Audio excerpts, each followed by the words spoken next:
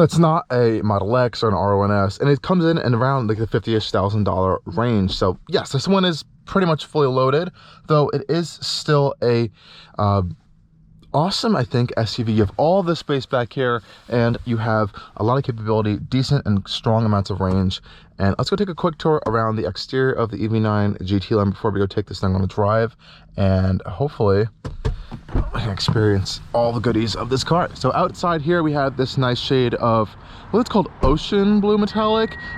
Pretty nice color. We have pop-out door handles. This one has the larger wheel design as well. We have these really cool LED headlights up here, which have a nice pixelated design on them. And we have like this pattern that runs into the grille. We also have open flaps over here, which can open and close depending on the cooling needs of the vehicle, some passive aerodynamics.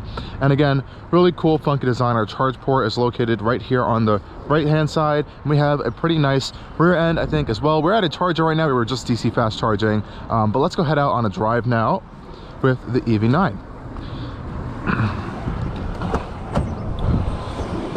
Hopping inside, pretty nice. Pretty easy to get up and go as well. Pretty cool interior. So all the interior materials in here are actually vegan, so there's no leather actually in this interior. So all this is like recycled materials. It actually feels pretty nice. It doesn't really feel super cheap. It's like, I think, a nice vegan leather. Cool headrest as well.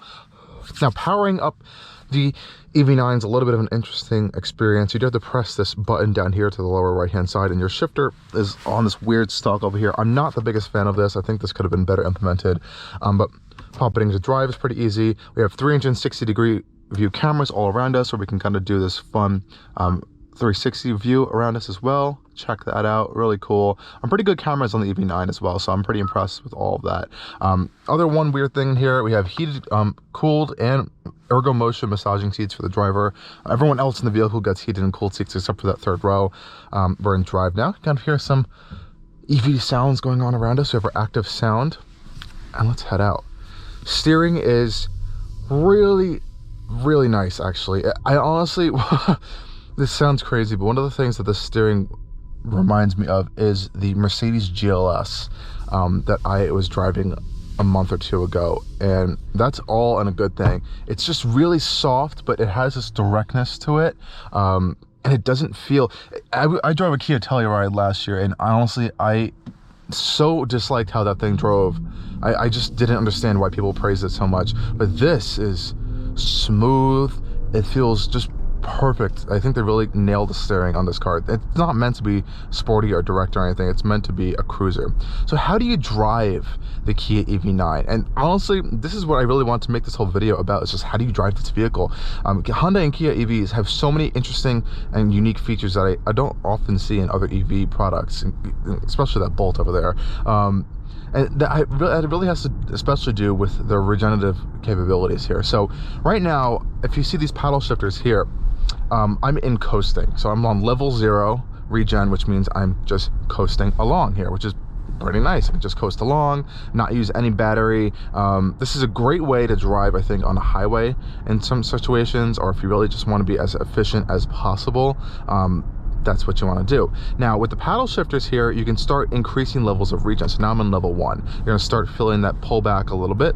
Now we're on level 2, gets a little more intense. Level 3 definitely starts feeling like we're stopping now, and then all the way on to one pedal drive or max regen mode. So now by putting the pedals all the way to the left here, we're going to be in one pedal drive mode. So I'm just using the gas, or I guess the accelerator pedal, to move, I let it off, and it starts regenning. You can see our charge indicator there, which is really nice.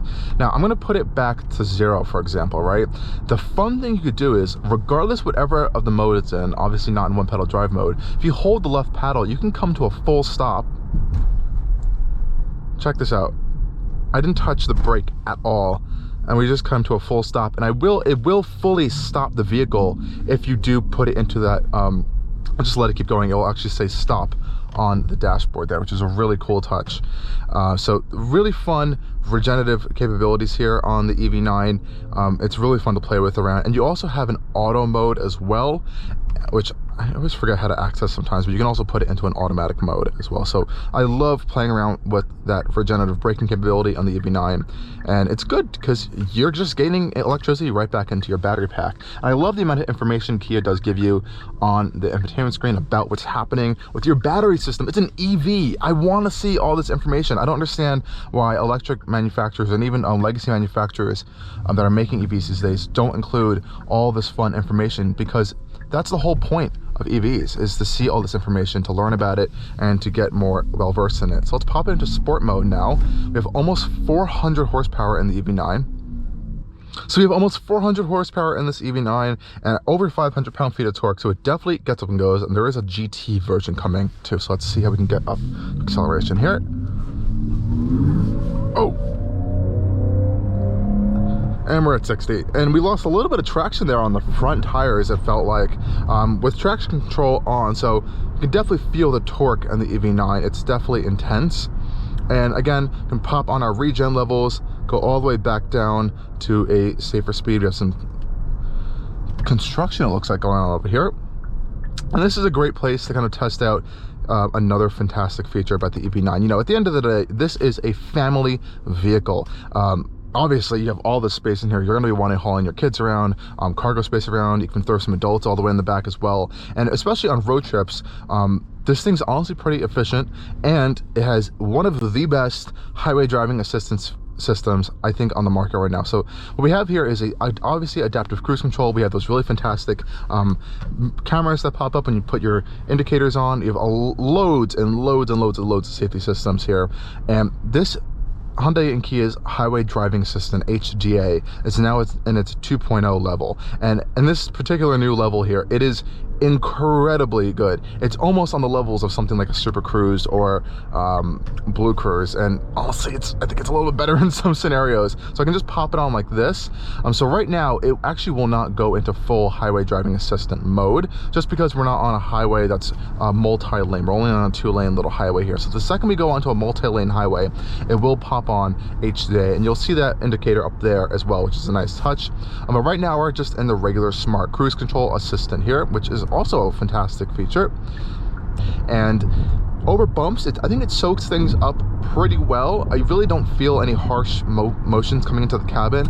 Honestly, if I didn't know, you would honestly think this might have even an air suspension. It feels that good at kind of just gliding across the highways. It feels very cloud-like, very luxurious-like, and that's something I could not say about I guess the Telluride, for example, an in-house gas competitor from Kia, and I just really did not like how that thing drove whatsoever. This has obviously a much better body control.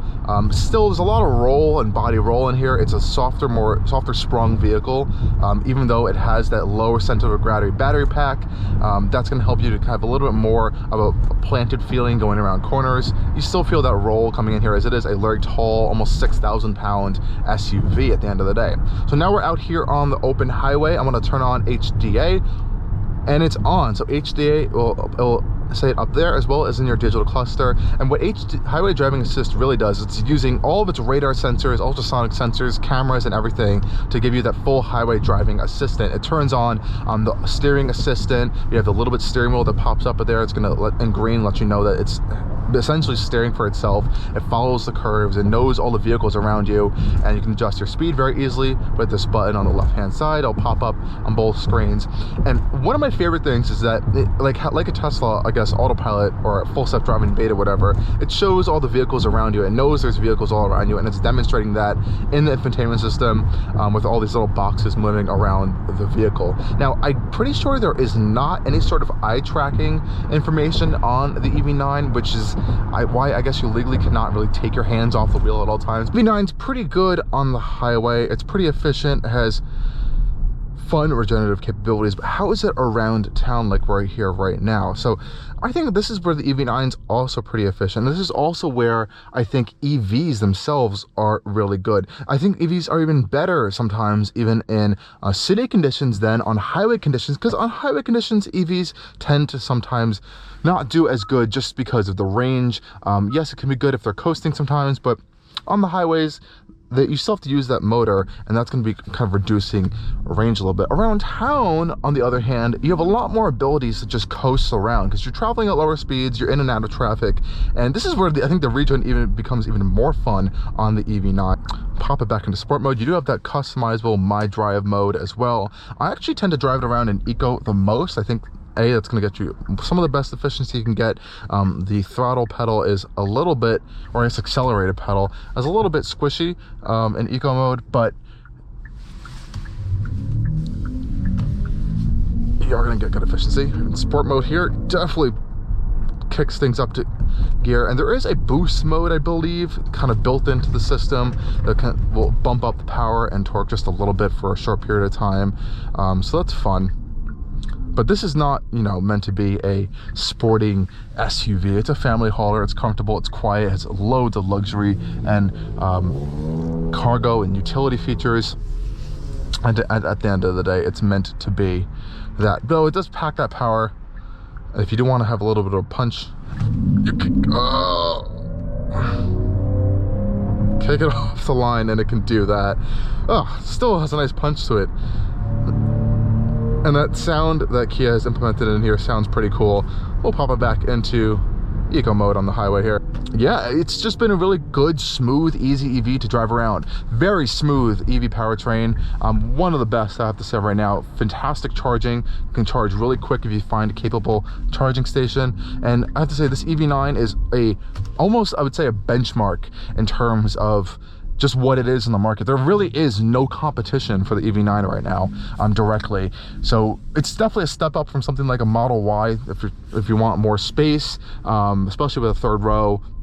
You can get the 7-passenger option. This is the 6-passenger option, of course. And if you really want to weight something, if you're kind of having some doubts with the EV9, stay tuned for the upcoming Ioniq 7 from Hyundai. That's basically going to be the sister car with even more improvements and a little bit of a different design language as well. Anyways, guys, thank you for joining me on Allcarnews, and as always, stay tuned for more coming soon. And I hope you guys enjoyed this POV drive and impressions of the Kia EV9. Cheers.